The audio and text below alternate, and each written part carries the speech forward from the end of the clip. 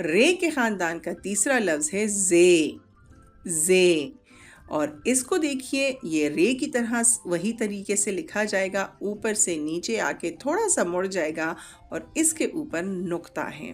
اپنی انگلی پھیریے اور زے کی آواز ہے ز، جیسے بزنگ ساؤنڈ ہوتی ہے نا انگلش میں زی کی آواز ہوتی ہے، اسی طرح زے، ز، زے کہتا ہے ز، ز زرافہ، ز زرافہ، ز زردی، ز زردی، تو زے کہتا ہے ز اور ز سے زرافہ، ز سے زردی۔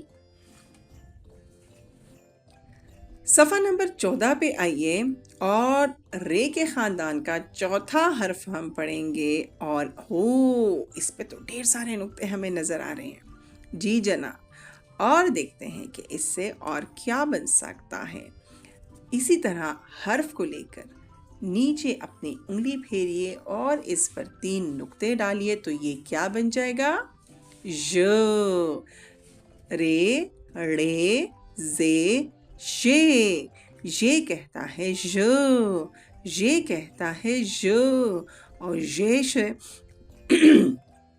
یہ سے بنتا ہے ژالہ باری، ژالہ باری، ژالہ باری، یعنی جب برف پڑ رہی ہو تو اس کو ژالہ باری کہتے ہیں، یعنی ہیل سٹارم، جب اولے پڑتے ہیں۔ آپ دیکھ رہے ہیں اس بچی نے ایک چھتری پکڑی ہوئی اور وہ اس سے بچنے کی کوشش کر رہی ہے۔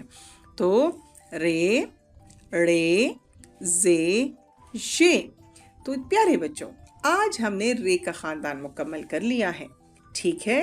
اور ان الفاظ کو، ان حروف کو یاد رکھیے، حروف کے نقطوں کو یاد رکھیے کہ کون سے لفظ کے ساتھ نقطہ ہے، کس پر توئے آتا ہے اور کس پر زیادہ نقطے ہیں، اور وہ کیسے پڑھے جاتے ہیں۔ امید ہے آپ کو میری باتیں یاد رہیں گی۔ اس کے ساتھ ہی آج کا سبق ختم ہوا۔ بہت شکریہ، اپنی دعا میں یاد رکھیے۔